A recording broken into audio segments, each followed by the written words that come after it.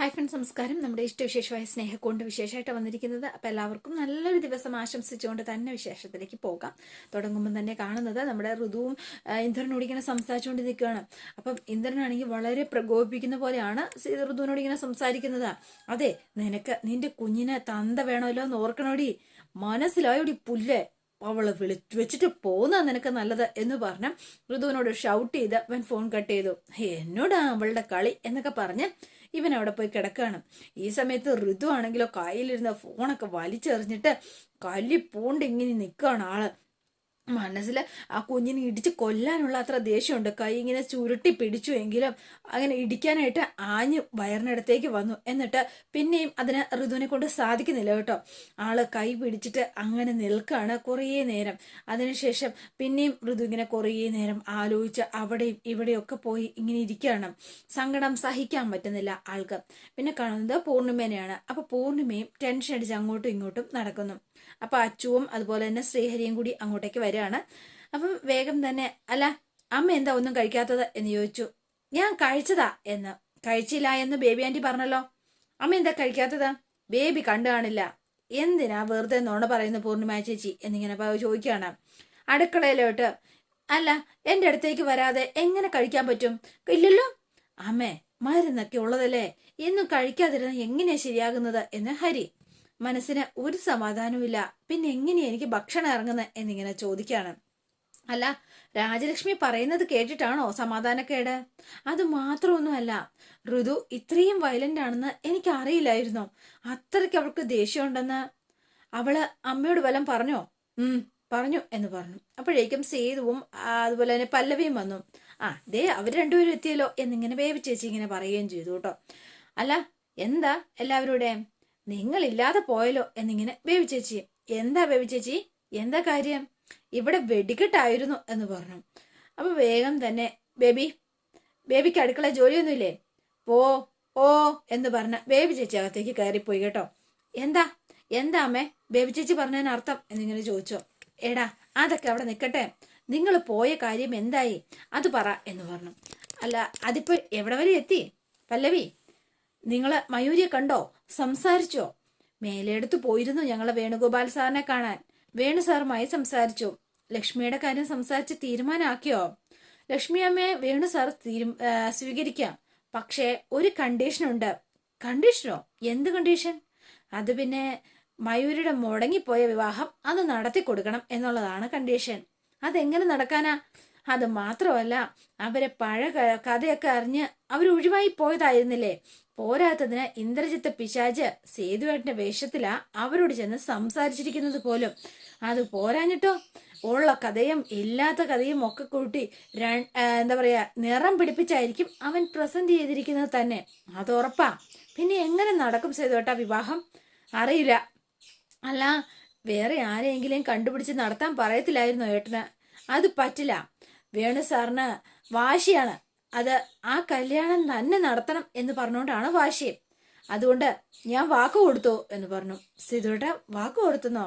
30 ദിവസത്തിനകം മയൂരുടെ കല്യാണം അതേ ചെറുക്കനുമായിട്ട് നടത്താമെന്ന് പറഞ്ഞു. അപ്പം ഇവരിങ്ങനെ പരസ്പരം മുഖത്തേക്ക് നോക്കുകയാണ്. വാക്ക് പറഞ്ഞ അത് നടത്തണ്ടേ സേതു? എങ്ങനെ നടത്താനാ? അറിയില്ലമ്മേ. അടുത്ത ദിവസം തന്നെ ശ്രീകാന്തുമായിട്ടൊന്ന് സംസാരിക്കാന്ന് വിചാരിക്കൂ. അതാ ആ പയ്യന്റെ പേര്, അതാ ഞാൻ ഉദ്ദേശിച്ചത്. അപ്പൊ അടുത്ത ഉത്തരവാദിത്വം കൂടി ആയി സേതുവേട്ടനല്ലേ എന്ന് ചോദിച്ചു. ഞാനല്ലേടാ അവളുടെ ആങ്ങളാ, ഞാൻ അതെന്താണെല്ലാം നടത്തി കൊടുക്കും എന്ന് പറയണം. അല്ല, ഇവിടുത്തെ കാര്യം എന്താന്ന് അമ്മ പറഞ്ഞില്ലല്ലോ, എന്താ പ്രശ്നം? അത് പിന്നെ അതെ, രാജലക്ഷ്മി വന്നിരുന്നു പൊന്നും ഇന്ദ്രപ്രസ്ഥത്തിന്ന് എന്ന് പറഞ്ഞു. അവരോ? അവരെന്തിനാ ഇങ്ങോട്ട് വന്നത്? അവരെന്തിനാ വന്നതെന്നാ ചോദിച്ചത്. അപ്പം മിണ്ടാതെ നിൽക്കുകയാണ് എല്ലാവരും.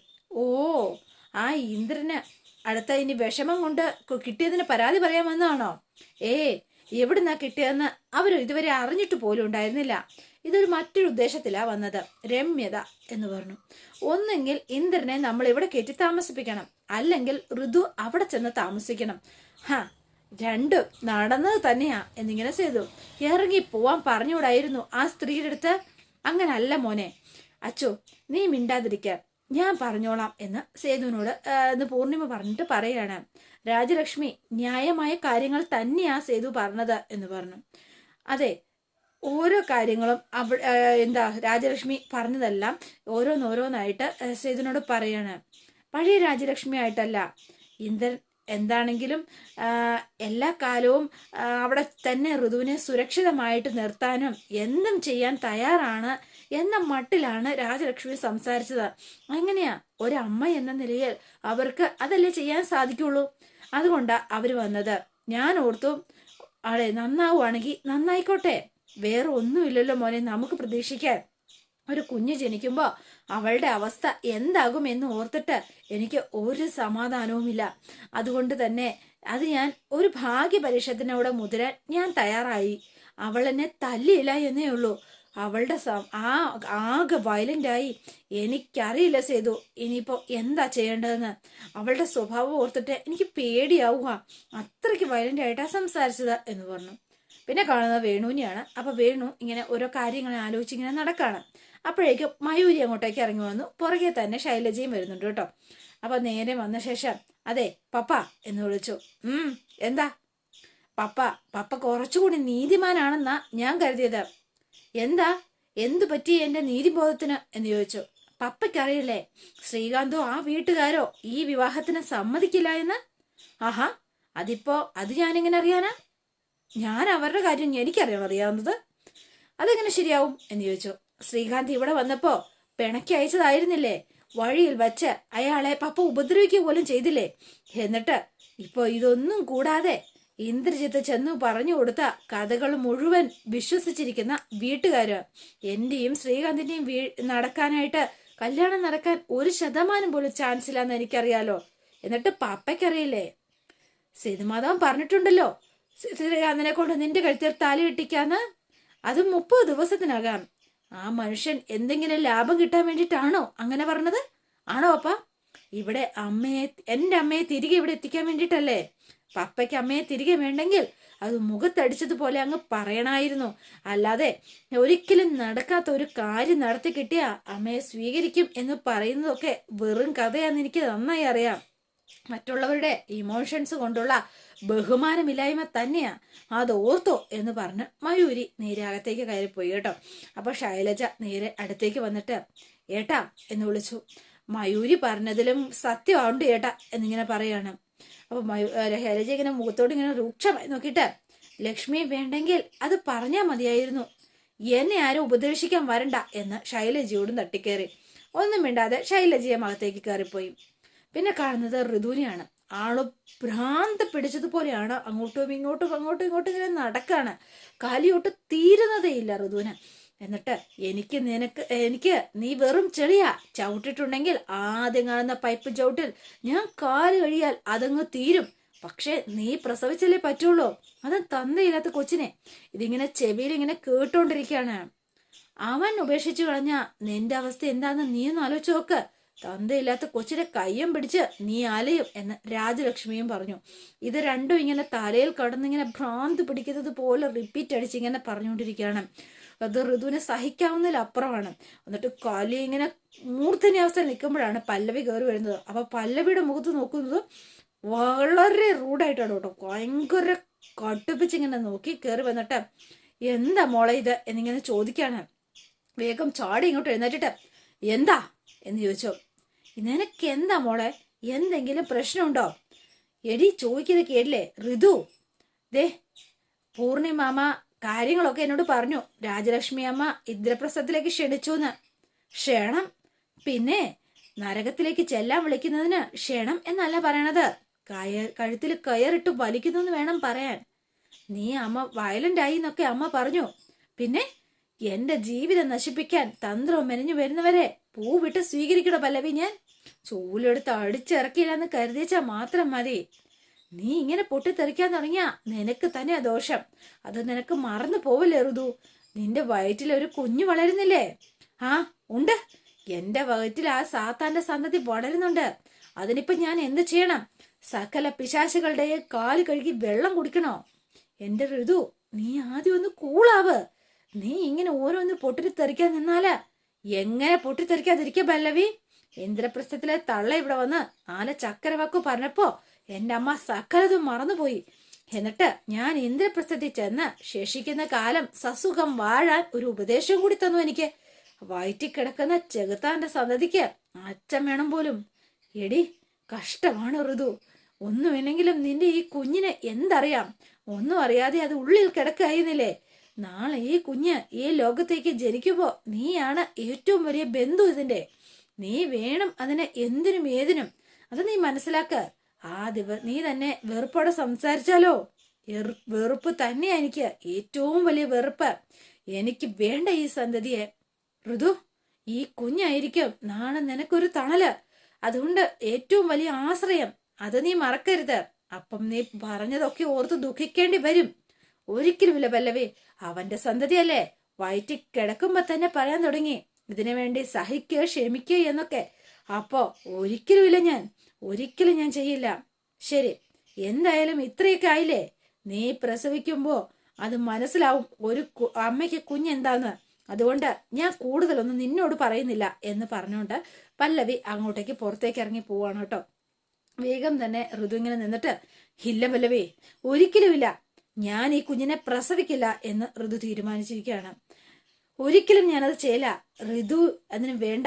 അതിന് ഞാൻ തീരുമാനിച്ച് ഉറപ്പിച്ച കാര്യമാ എന്ന് മനസ്സിൽ ദൃഢനിശ്ചയം എടുത്ത് നിൽക്കാണ് ഋതു. ഇങ്ങനെ അത്രയ്ക്ക് സ്ട്രോങ് ആയിട്ടാണ് ഋതുവിന്റെ നിൽപ്പ് കേട്ടോ. പിന്നെ കാണുന്നത് രാജലക്ഷ്മിനെയാണ്. രാജലക്ഷ്മി തിരിച്ച് വീട്ടിലേക്ക് എത്തി. അപ്പോൾ ഇന്ദ്രൻ അങ്ങോട്ടേക്ക് വരികയാണ് കേട്ടോ. ഓ, ഇവിടെ ഉണ്ടോ എന്നിങ്ങനെ ചോദിച്ചു. അപ്പൊ വേഗം തന്നെ ഇന്ദ്രൻ വന്നിട്ട്, നിങ്ങളൊന്ന് നിന്നേ എന്ന് പറഞ്ഞ് രാജലക്ഷ്മിയുടെ കൈക്ക് പിടിച്ചു. എന്താടാ? അതെ, അമ്മ എന്തിനാ പൊന്നുമടത്തി പോയത്? ഓഹോ, അപ്പോഴേക്കും വാർത്ത ഇവിടെ എത്തിയോ? അല്ല, ആരെ വിളിച്ചു പറഞ്ഞു? പറഞ്ഞത് ആരെങ്കിലും ആവട്ടെ, അമ്മേ എന്നെ കുടുംബസ്ഥനാക്കണമെന്ന് പറഞ്ഞ് അമ്മ അവിടെ എന്തിനാ ചെന്നത്? പിന്നല്ലാതെ ഞാൻ എവിടെ ചെല്ലണോടാ? നിന്റെ ഭാര്യ അവിടെയല്ലേ ഉള്ളത്. കാലം മുഴുവൻ നീ ഭാരം ഞാൻ ചുമക്കണമെന്നാണോ നീ പറയണത്? അതെ തള്ളേ, അവൾ എന്നെ വിളിച്ചു ചോദിച്ചു ഞാനാണോ റെക്കമെൻഡേഷനുമായിട്ട് അമ്മ അയച്ചെന്ന്. എന്റെ പൊന്നോ, എന്റെ തൊലി ഉരിഞ്ഞു പോയി. എനിക്ക് അമ്മയെ കൊല്ലാൻ തോന്നി. നിനക്ക് അത്രയും മാത്രം ചോദിച്ചപ്പോ നിനക്ക് ഉരിഞ്ഞു പോവാൻ മാത്രം അത്രയും തൊലി എവിടെയാടാ ഇന്ദ്ര? പൊന്നുമടത്തിന്ന് അവര് നിന്നെ ഓടിച്ചു വിട്ടു എന്നാണല്ലോ കേട്ടത്. എടാ, നിന്നെ അവർക്ക് ആർക്കും വേണ്ട. പിന്നെ നിന്നെ അവിടെ കേറ്റില്ല എന്ന് വന്നപ്പോ ഞാൻ ഇവിടെ വന്ന് താമസിക്കാൻ ഋതുവിനോട് പറഞ്ഞു. അതിനും അവള് തയ്യാറല്ല. നിങ്ങൾക്ക് എന്തിന്റെ കേടാ? അമ്മ എന്തിനാ ഇത്ര കഷ്ടപ്പെട്ട് കാല് പിടിക്കാൻ പോകുന്നത്? എനിക്ക് മനസ്സിലാവാത്ത അതാ. എടാ, അവളാ നിന്റെ ഭാര്യ. നിന്റെ കാര്യങ്ങൾ നോക്കേണ്ടതും നിനക്ക് ആഹാരം ഉണ്ടാക്കി തരേണ്ടതും എല്ലാം അവളുടെ ജോലിയാ. എന്റെയോ പാറുവിന്റെയോ ജോലിയൊന്നും അല്ല. മനസ്സിലായോ? അതാ നിന്നെ ഏറ്റെടുക്കാൻ പറ്റുമോ എന്ന് ചോദിച്ച് ഞാൻ അവിടേക്ക് പോയത്. അപ്പൊ ഞാനാണ് ഇപ്പൊ നിങ്ങളുടെ ഏറ്റവും വലിയ ഭാരം. സംശയം എന്താ? അതെ. എടാ, ഒരു പരിധി കഴിഞ്ഞാൽ മക്കളുടെ ഉത്തരവാദിത്തങ്ങൾ മാതാപിതാക്കൾക്ക് അത് ഭാരം തന്നെയാ. അത് നീ മനസ്സിലാക്ക. അതുകൊണ്ടാ പെൺമക്കളെ കെട്ടിച്ചു വിടുന്നത്, ആൺമക്കളെ ഏതെങ്കിലും പെൺമക്കളെ പിടിച്ച് ഏൽപ്പിച്ചു കൊടുക്കുന്നത്. നീയൊക്കെ കെട്ടിച്ച് തൊടലും പൊട്ടിച്ച് അമ്മയ്ക്കും കുടുംബത്തിനും ശല്യമായി വന്ന ഭാരം എന്ന് തന്നെയാ പറയണത്. അയ്യോ, പോരാത്തതിന് ഒന്നാം തരം കയ്യിലിരിപ്പും കൊണ്ട് വന്നിരിക്കുന്നു. തൊള്ള നിങ്ങളെ ഞാൻ ഞെക്കിക്കൊല്ലും എന്നൊക്കെ പറഞ്ഞുകൊണ്ട് ചെല്ലുകയാണ് കേട്ടോ. എന്നിട്ട് അമറെ വിളിച്ചു. രാജലക്ഷ്മി നേരെ അകത്തേക്ക് കയറിയും പോയി. അപ്പൊ ഇന്ദ്രന് ഒരു പൊറുതിയില്ലാതെ ഇന്ദ്രൻ വെകിളി പിടിച്ച പോലെ ഭ്രാന്ത് പിടിച്ച പോലെ നിൽക്കുന്നു. പിന്നെ നമ്മൾ കാണുന്ന മയൂരിനെയാണ്. അപ്പൊ മയൂരി സേതുവിന്റെ ഫോണിലേക്ക് വിളിക്കുകയാണ് കേട്ടോ. അപ്പൊ സേതു വേഗം ഫോൺ എടുത്തു. മയൂരി മോളെ എന്താ എന്നിങ്ങനെ ചോദിച്ചു. അപ്പൊ സേതുവേട്ടാ കേൾക്കുന്നുണ്ടോ? സേതുവേട്ടനെ ഞാൻ പറയുന്നത് കേൾക്കുന്നുണ്ടോ? ഞാൻ പപ്പയുടെ കൂടെ നിൽക്കുക, സേതുവേട്ടനോടൊപ്പം അല്ല എന്ന് കരുതുന്നുണ്ടോ? അത് പപ്പ വലുത് തന്നെയല്ലേ മോളെ എന്ന് ചോദിച്ചു. അപ്പൊ പല്ലവിയും കൂടി വന്നിരുന്നു. അപ്പൊ പല്ലവി രണ്ടുപേരുടെ സ്പീക്കറിലിട്ടാണ് ഫോൺ സംസാരിക്കുന്നത്. പപ്പ മോൾക്ക് വിലപ്പെട്ടതാണെന്ന് ഞാൻ കരുതിക്കോളാം. അങ്ങനെയല്ല കേട്ടോ സേതുവേട്ടാ. സത്യങ്ങളെല്ലാം തെളിഞ്ഞപ്പോ ഞാൻ ഇന്ദ്രജിത്ത് എല്ലാത്തിനും കാരണം എന്ന് മനസ്സിലാക്കിയപ്പോ ഞാൻ തന്നെ വാശി പിടിച്ചതായിരുന്നു പപ്പ അമ്മയെ തിരികെ കൂട്ടിക്കൊണ്ടു വരണം എന്ന് പറഞ്ഞ്. പക്ഷെ അന്ന് പപ്പയുടെ ഈഗോ അത് സമ്മതിച്ചില്ല. അത് ഒരിക്കലും സമ്മതിക്കുന്നില്ല. ആത്മഹത്യ ചെയ്യാൻ തുടങ്ങി എന്നിങ്ങനെ പറഞ്ഞു. അപ്പൊ ഇവർ ഞെട്ടിപ്പോയി കേട്ടോ. അതെ മോളെ, ഈശ്വരൻ എന്നെ തുണച്ചത് കൊണ്ട് മാത്രമാ സേതുവേട്ടാ ഞാൻ തക്ക സമയത്ത് ചെന്നതും പപ്പ ഇപ്പൊ ജീവനോടെ ഇരിക്കുന്നതും എന്ന് പറഞ്ഞു. മോളെ, നീ ഇതൊന്നും ഞങ്ങളോട് സംസാരിച്ചിരുന്നില്ലല്ലോ എന്നിങ്ങനെ പറയണം. എന്തുകൊണ്ടാ പറയാഞ്ഞതാ? പറഞ്ഞിട്ടിപ്പൊ എന്തിനാ സേതുവേട്ടാ? സത്യം പറഞ്ഞാൽ പപ്പയും അമ്മയും ഒരിക്കലും ഒരുമിക്കില്ല എന്ന് സേതുവേട്ടനോടി മനസ്സിലാക്കാൻ വേണ്ടിട്ടോ. അതിലിപ്പോ എന്ത് കാര്യമാണ് സേതുവേട്ടാ ഉള്ളത് എന്ന് ചോദിക്കുക. മയൂരി ഫോൺ സ്പീക്കറില. ഞാനാ പല്ലവി. ആ ചേച്ചി, ഞാനൊരു കാര്യം കൂടി മോളോട് ചോദിക്കട്ടെ? ശ്രീകാന്തുമായിട്ടുള്ള നിന്റെ വിവാഹം നടത്തിയെടുത്താൽ നിന്റെ പപ്പ ലക്ഷ്മി അമ്മയെ സ്വീകരിക്കും എന്ന് പറഞ്ഞത് നടക്കുവോ? അല്ല, അതില് അദ്ദേഹം വാക്ക് വ്യത്യാസം കാണിക്കുവോ? പപ്പ വാക്ക് വ്യത്യാസമൊന്നും എന്താണെങ്കിലും കാണിക്കില്ല. പക്ഷേ നിങ്ങൾ അറിയാത്ത ഒരു പ്രശ്നം ഇതിനിടയിൽ ഉണ്ടായിട്ടുണ്ട് പല്ലവി ചേച്ചി. പ്രശ്നമോ എന്നിങ്ങനെ ചോദിച്ചോ. ഞാനത് പറയാം എന്ന് പറഞ്ഞു. അപ്പൊ ശ്രീകാന്തുമായിട്ട് ഇതിനിടയ്ക്ക് നടന്ന അടിയും അതിനുശേഷം വേണുഗോപാല് അവനെ പിടിച്ച് തല്ലിയതും ഒക്കെ ഇങ്ങനെ പറയാണ് കേട്ടോ. അപ്പൊ ഇതെല്ലാം കേട്ട് കഴിഞ്ഞപ്പോഴത്തേനും അതുകൊണ്ട് ഇതെല്ലാം കേട്ട് കഴിഞ്ഞപ്പോൾ ഇവരാകെ ടെൻഷനായി. ഇനി ഇത് നടക്കുമോ എന്നുള്ളൊരു പേടി ശ്രീകാന്തിന്റെ മനസ്സിൽ. എന്നോടിപ്പോ സ്നേഹമാണോ അതോ അപമാനിച്ച് വിട്ടതിന്റെ പകയാണോ എന്നൊന്നും എനിക്കറിയില്ല സേതുവേട്ടാ. ശ്രീകാന്തിന് നിന്നോട് ദേഷ്യമാണെങ്കിൽ ഈ വിവാഹം നടക്കുമോ മോളെ? അതിന് ഞങ്ങൾ ആരെങ്കിലും ചെന്ന് ശ്രീകാന്തിനെ സംസാരിച്ചാൽ പോലും അത് നടക്കില്ല എന്ന് വരില്ലേ? അതെനിക്ക് തീർച്ചയില്ല ചേച്ചി. എങ്കിലും ഞാൻ ഓർത്തു സേതുവേട്ടൻ്റെ കൂടെ ഞാനുണ്ട് എന്ന് സേതുവേട്ടനോട് പറയണം എന്ന്. അതിനും നിങ്ങൾ അവനോട് സംസാരിക്കുമ്പോൾ ഒരു കാര്യം കൂടി പറഞ്ഞേരെ. ഞാൻ ശ്രീകാന്തിനെ മാത്രമേ വിവാഹം കഴിക്കൂ എന്നുള്ള കാര്യം കൂടി. അത് മറ്റൊന്നും കൊണ്ടൊന്നുമല്ല. എൻ്റെ മനസ്സിൽ ശ്രീകാന്തിനോട് ദേഷ്യമുണ്ട് എന്ന് പപ്പയ്ക്കറിയാം. ശ്രീകാന്തിന് എന്നോടും ദേഷ്യം കാണും. അതുകൊണ്ട് തന്നെ ആ ധൈര്യത്തിലാ ഞങ്ങളുടെ വിവാഹം നടത്തിയെടുക്കാൻ സേതുവേട്ടനെ വെല്ലുവിളിച്ചിരിക്കുന്നത്. അതുകൊണ്ട് തന്നെ ഞാൻ സേതുവേട്ടൻ്റെ കൂടെയാണ് നിൽക്കാൻ തീരുമാനിച്ചത്. സേതുവേട്ടാ, ഞാൻ എൻ്റെ മനസ്സ് സേതുവേട്ടനോടൊപ്പം തന്നെ മനസ്സ് വെക്കുക. നിങ്ങൾ ശ്രീകാന്തിനെ കൊണ്ട് വിവാഹത്തിന് സമ്മതിപ്പിച്ച് കൂട്ടിക്കൊണ്ട് വന്നാൽ ഒരിക്കലും ഞാൻ വേണ്ട എന്ന് പറയില്ല. ഞാൻ ആ വിവാഹത്തിന് ഞാൻ സമ്മതിക്കും എന്ന് മയൂരി ഇങ്ങനെ പറയുകയാണ് കേട്ടോ. അതുകൊണ്ട് ഉറപ്പ്. അപ്പൊ ഇത് കേട്ടപ്പോൾ സേതുവിന് ഭയങ്കര സന്തോഷമായി. മതിമോളെ, ഏട്ടന് മതിമോളെ, സന്തോഷമായി എന്ന് പറഞ്ഞു. ഇത്രയും ഞാൻ ആഗ്രഹിച്ചിരുന്നുള്ളൂ. നീ എൻ്റെ കൂടെ നിൽക്കാൻ കൂട്ടാക്കിയല്ലോ, അത് മതി. എന്താണെങ്കിലും ഇത് ബാക്കി ഞാൻ എന്താണെങ്കിലും നോക്കിക്കോളാം. ഓക്കെ ഏട്ടാ, അപ്പൊ ഗുഡ് നൈറ്റ് എന്നൊക്കെ പറഞ്ഞ് ഫോൺ വെച്ചു കേട്ടോ. അപ്പോൾ ഇവര് ഫോൺ വെച്ച ശേഷം പല്ലവിയും സേതുവും കൂടി ഇങ്ങനെ സംസാരിക്കുകയാണ്. സേതുവേട്ടാ, ഇനിയിപ്പോൾ എന്താ സേതുവേട്ടാ ചെയ്യുക എന്നിങ്ങനെ ചോദിക്കുകയാണ്. ആകെ ടെൻഷൻ അടിച്ചിട്ട്. അപ്പോൾ അങ്ങനെ ഒരു കടമയും കൂടി നമ്മൾ കടക്കണമല്ലേ സേതുവേട്ടാ? ശ്രീകാന്തിനോട് ശത്രുത ഉണ്ടാക്കി വെച്ചിട്ടുണ്ട് വേണുസാറ്.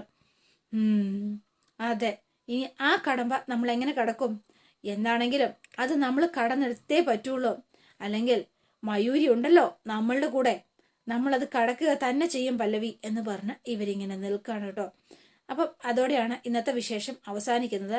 അപ്പം ഇനി നാളത്തെ വിശേഷം ഇതിലും ഗംഭീരമാണ്. അപ്പം എല്ലാവരും വെയിറ്റ് ചെയ്യുക.